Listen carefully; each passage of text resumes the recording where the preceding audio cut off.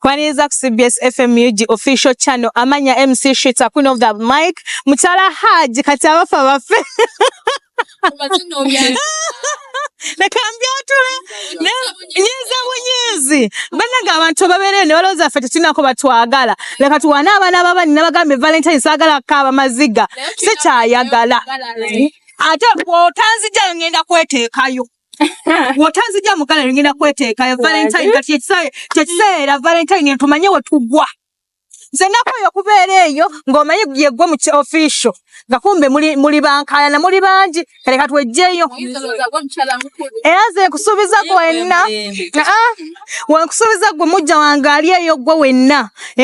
ng'ojja ku gundi ku akaunti ya bange no commenti nga nkusuubiza okuddamu ate ebigambo ebikujjako waya eddiini y'abasiraamu ebakkiriza kubeera baana mukwano njagala omusajja gwe nayomba naye ewaka n'afuna amagezi agakoma otagenda kwesiba eyo obusungu bungi ati abantu babeera ne bagamba bana ekiwani ekyo tekifumbirwe ekyana ekyo kiri money minded njagala bategeeza ndi official tekeni bandi mufumbo era mwenna banneepikira mundeke Valentine ebirabo tebimpitako kankuwe bannange nabo bakweyanki munnange siyalabyako mumanyira kati kukikonde ku kikonde naye nga tubaaniriza abalabi baffe wano aba Maiden Girls tubaaniriza nnyo mwebale ku viewing mwebale ku sharing we love you all subscribe comment bane temukoowa tu viewing temukoowa bana you comment tubagala nnyo. Yes, tukwaniriza ku Maiden Girl Show waneno ku CBS FM UG amanya nze Maureen Nakubulwa omuzana wa Kabaka omuzirangeye era nga leero bannaye tugenda bocha masavu ng'enkuuka we yali eyogera okitegeera bamikwano mbadde nerabidde okweyanjula naye nga bampita Nnaabagesa ya Victoria Omumbejja ate nga ndi muzaana wa Kabaka aga Victoria Powers. Okay. Nze nabagambe kati sawa yakulumya bajja bange twakyali kummanyiira sijja kubijja competition nati kati sitaaga byakumanya tugenda mu Valentine kali nyina okumanya wengwa njagala kujjukiza nti mu program The Maiden Girls mubeera mu segments ez'enjawulo mulimu entertainment na business ne sports tugenda tandika omwogerako kusana topics zaffe ez'enjawulo tugambe tuleta topics ne tudiscussing gwe wenna ng'oyagala commenting mukwano we tuteekayo show genda commenting yes onakola leero omulamwa gwaffe gwe tugenda okubaganyako ebirowoozo gugamba nti oyinza otya okwewala stress mu masekkati g'ebizibu nti nga gw'olina ebizibu naye nga toyagala kwekuba stress toyagala kweteekako nti bambi n'oddamu kwekubagiza n'oddamu nnaku oyinza batyo kyewala ekintu ng'ekyo kubanga bannange stress kireeta stress emalako emirembe stress ogenda kwekanga ng'okozerwa stress ne bagamba emmomo oba yabaaki kumbe stress naye omuntu wenna ng'olina ebizibu tosaanidde kubeera nga kugamba obyetimba it's not good bannange feel free abantu balina ebizibu abantu balina ebizibu otambula mu kkubo olina kulaba kutiribisa naye nga n'ekyana kimbooseera kumbe ebizibu by'olina mukwano yes kati njagala tuwa abantu amagezi engeri gye bayinza okwewala mu stress masekati g'ebizibu mu omuntu anise naawe omulamwa guno mulungi nnyo era ng'omuntu aleeyo ng'oyita mu kusoomoozebwa oba ebizibu eby'enjawulo kubanga eno ensi erimu ebizibu leero terubeera ng'ate enkeera nnaku zaawukana naye ekisookera ddala omuntu ng'oyita mu kusoomoozebwa kyenyinza okukubiriza kwekwata ku Mukama muteeke mu ssenta ya buli kintu ky'okola oba business oba maka Mukama leka abeere nga yafuga buli kimu ekikyo nga yafuga amaka go yafuga business yo yafuga abaana bo kubanga ebizibu buli ebisoomozebwa byo bingi beera ng'osaba ate tolinda bizibu kujja osabe Mukama beera ng'osaba omugambe Mukama omwaka guno mupya taata nkulembera mu mwaka guno eno taata gw'abaafu ng'okyali ku ntebe ng'ofuga taata ebizibu bigenda kujja naye bigenda kola ki obusaale bugenda kunneekonako nga bwebugwa tebugenda kunfumita then ensonga endala ey'okwenganga mu stress ng'oyita mu kusomoozebwa kwekwata bantu obeekwata otya omuntu kati nga nze kitansi oba nga nina obuzibu bw'empitamu nekugamba shita nina obuzibu bw'empitamu webuti webuti nongamba amomo kakana just okwogerako nawe mba mpulira nga nkoze eki nga nzikakkanye waba walina obeerawo omuntu gw'ogambako nti munnaye mpita mu bizibu weebiti oba still era n'ogenda ku church oba gwe omusiraamu n'ogenda ku muzikiti buli wabeera nga kale weetoolodde abantu stress eyo tesobola kukola kikumeggana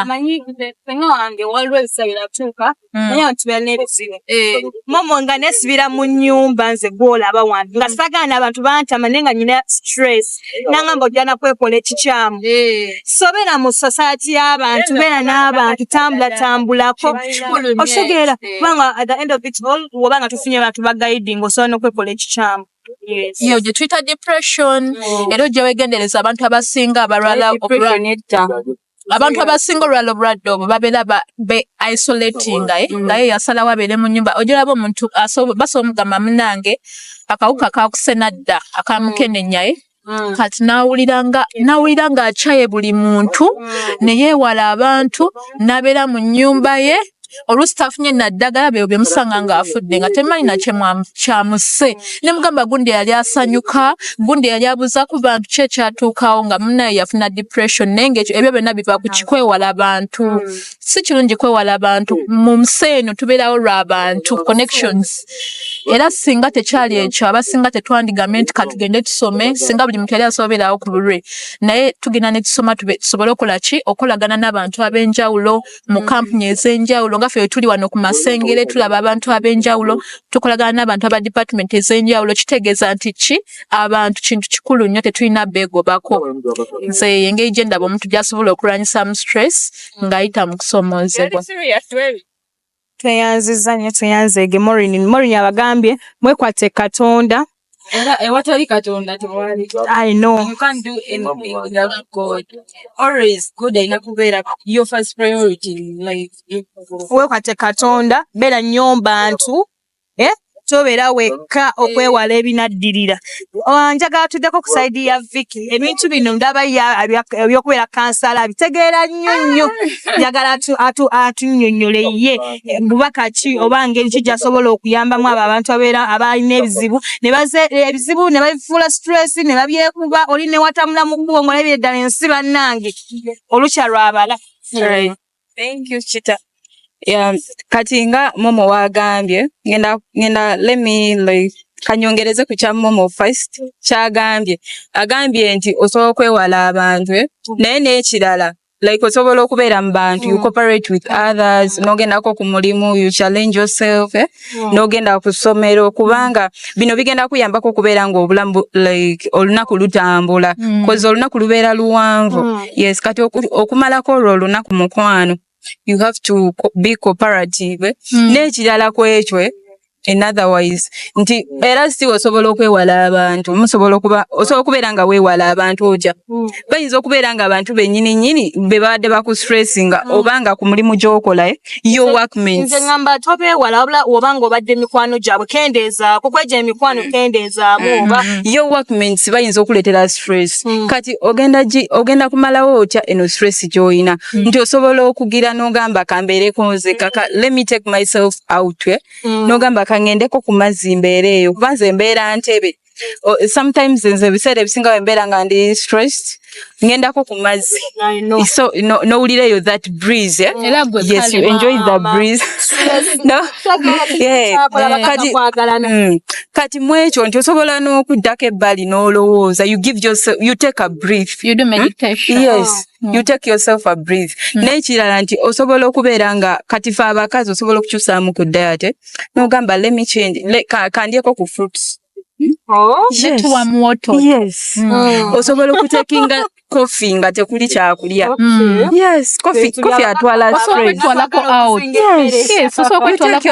Out. N'ekirala nti you like osobola okuwakinga out like physical exercise nogenda nogamba kangendeko mu gym. Oyinza okuba ng'obadde togendayo fe abawala omanyi embeera y'e Uganda etugira nnyo challenges nyingi ebisomozebwa bingi kati nga yemulabe bana ye economy Uganda si nnyangu kati ebiseera ebisinga twerabira nti omuntu alina n'okola joggings naye ng'oba osobola ogendako no working out buli yes kati buli wobeera ng'ogenze n'ogiraagiramu n'otuulya naye ogenda okuvayo ng'owulira wenawe nombiri gukkakanye. Abantu abamu balowooza okwejjako stress. Some they think that mu kunywa mwenge nti omwenge si ye solution y'okuvambisa. Indeed, it's not the solution. Abasinga oli nagenda mubala n'agula ecupa zenga 50 n'atuula naye nga tamanyi nti omwenge essaawa alina kugenda muvaako ate ekizibu tekigenda kuvaawo essaawa. Actually oba weyongerako stress sente zandikuyambyeko kangezo olina amabanja ate ozirese mu bbaala nti ogenda kumala okunywa omwenge ate okola ebyambyoni you know okuswa ojja kwata omwana wobeera musajja oyinza okukwata omwana you can end up ng'olina ekintu ky'okola. Basanga ko batya kukuba omusajja omukulu alina n'abaana ng'obudde. Kati beera nga like you take a breathe down stress okujijjawo ebintu bingi bye tusobola okukola. Yes, you feel yourself. Wekakanye beerako gendako out weyagale I always tell people nti mufuna abantu nga they are your best friends nti ofuna mukwano gwo oyo mukwano gwo gwosobola okukabira ekizibu kyo n'olya ng'okkakkanye kati waliwo abantu abamu nga tubalina naye ng'ogamba wenkubira gundi wadde nyina ekizibu I swear omutima gukkakana omutima owulira nga gutya yes gobeera ng'osobola okwabiza omutima gwo seriously naye nze ebiseera ebisinze by the way nze I'm not that kind gundi psycho yange entono siina mikwano mingi no yes that is me naye nze ebiseera ebisinga nkabira nnyo I'm a born again nalokoka ngenda maaso ga Mukama ne mukabira you know.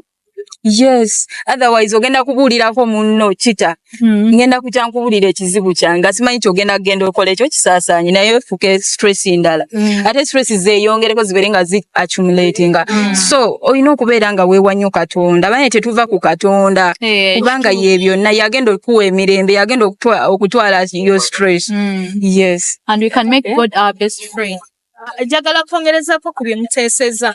nti omuntu yenna wabanga like ali mu masekati g'ebizibu ate stress ate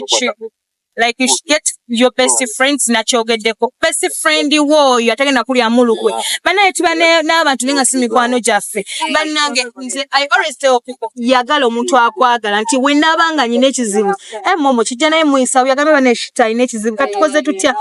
nga kibanga yes ate olaba kita oyinza okugenda kwagala naye nga n'akwagala naye you can see osobola okulaba omuntu atakwagala like seriously I always tell people funa ekizibu ojja kutegeera mukwano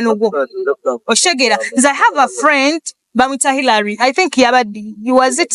on Sunday? It was her graduation day. But she's this kind of a babe, go Puvira. And she's financially okay. Na yete tagenda kusosola muntu you know inti hamtwalira exactly kati wobango ina chali wongo oyu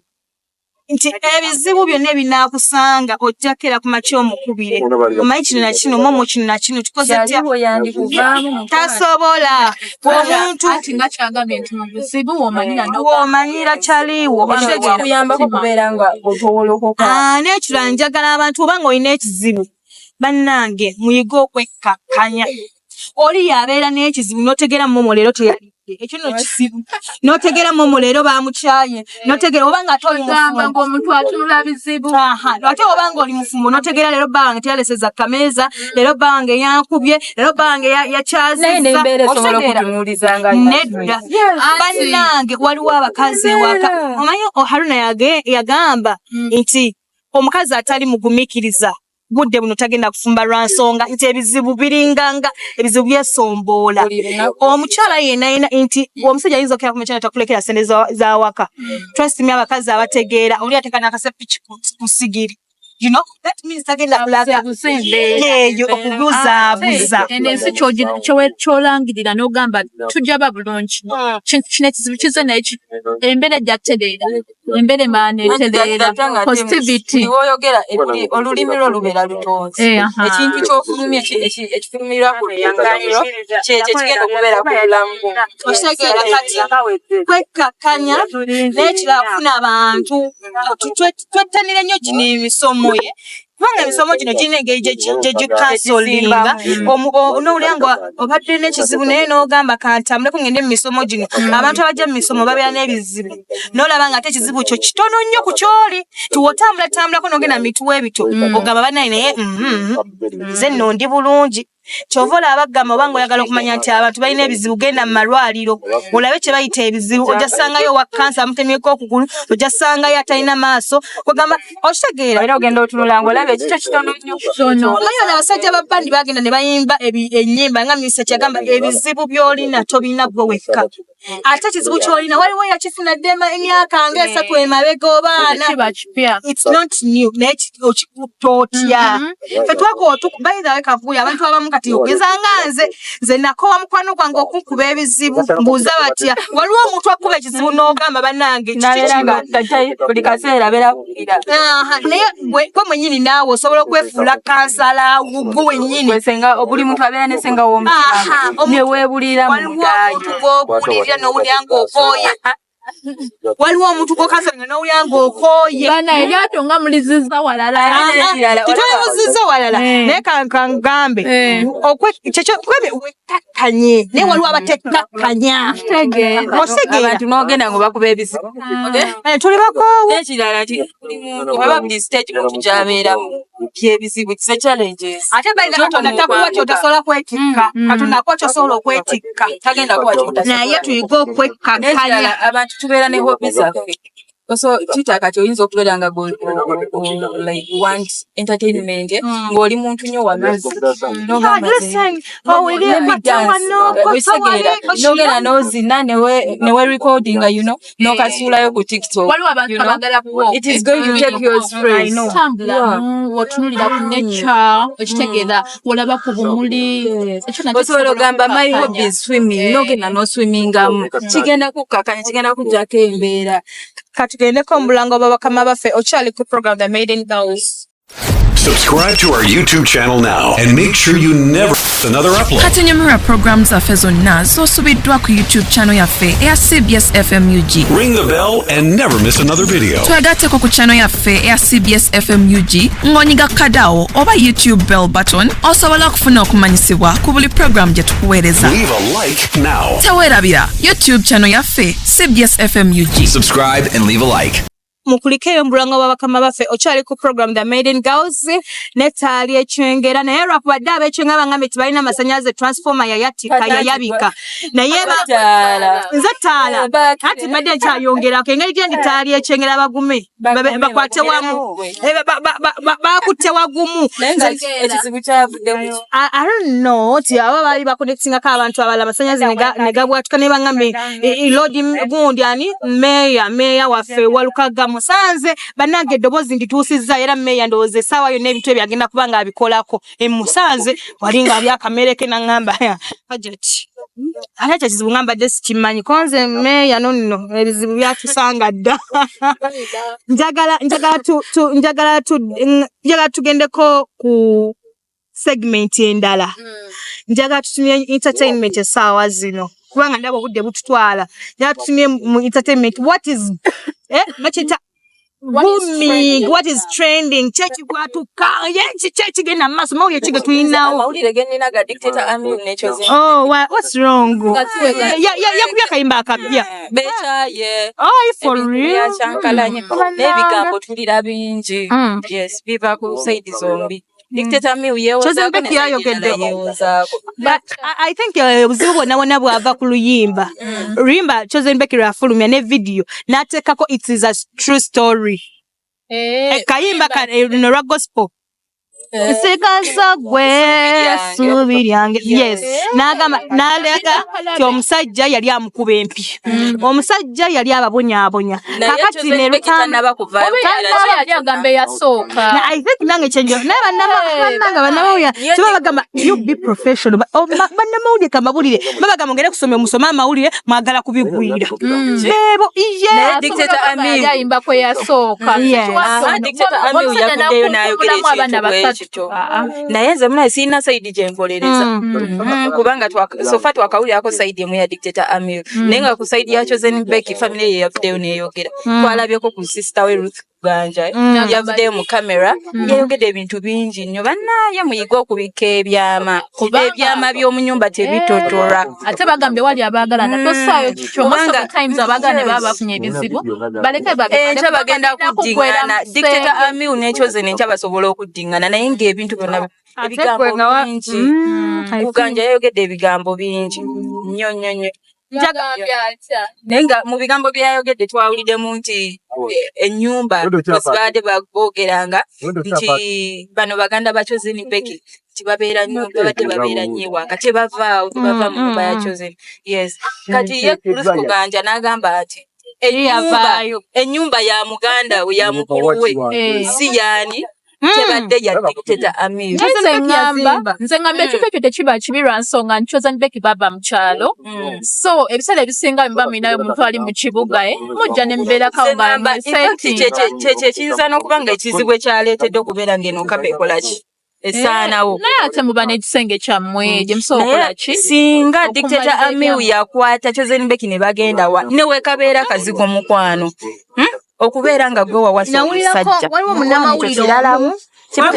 omu Chosen Becky mbu yakera ku makya mukubye n'amugamba nyina kyenjagala okukugamba naye olaba nga nfudde buntu akubawo erinnyaawo naye bw'abadde n'obusungu bungi Ruth Ganja yabaddeyo n'agamba nti omusajja ono abadde n'obusungu waliwo abantu nga bali short tempered naye nga mu butuufu otunuulira Dictator Amiru omulaba ne kazima yuno tosaana kuteebereza nti muki era omuntu aba ne colours kasabe mukama abavuunisa ebizibu njagala tugendeko mu USA Donald Trump yalayidde kati ye president aba president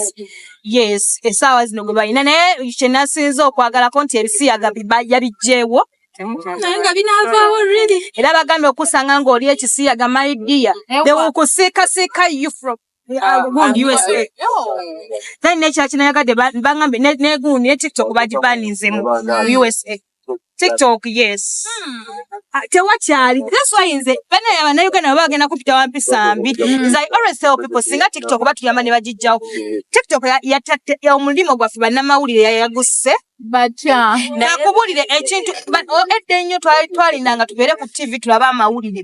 naye essaawa zino tebagapa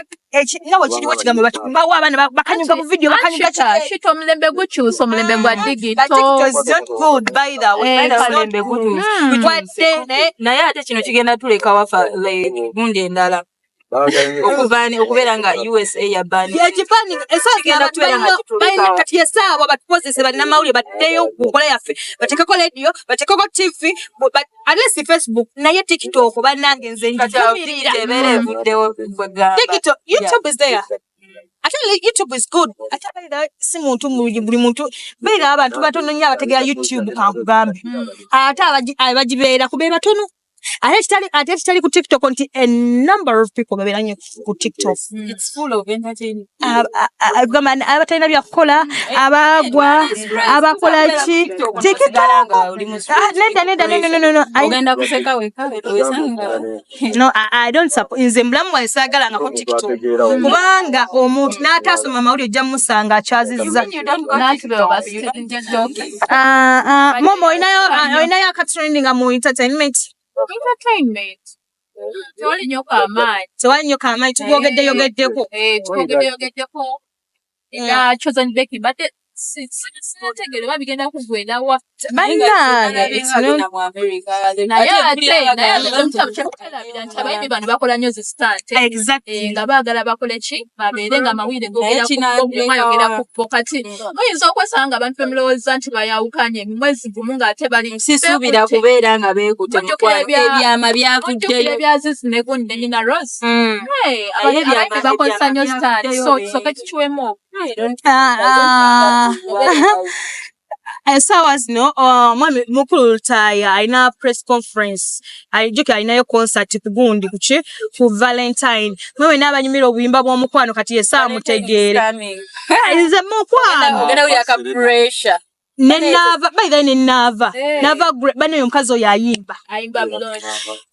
koze kayimba kagenda ora kayimba kagenda kayimba lala batwe band basaga bambi ayimba bulungi ate ali class ate ayambala bulungi kyaganya abayimbi abambala obulungi abayimbi abamu kiti ekintu kino kinyizanya abayimbi abamu bamanyi nti okunama ikwe kuyimba oba kwe kubeera celeb si kwe kubeera celeb labira kunaba vre ayambala simulangako ng'akunamye ate sigamba mbu musiraamu naate n'abambala obubi nabo bangi bannange kale Ssaabasajja Kabaka awangaale.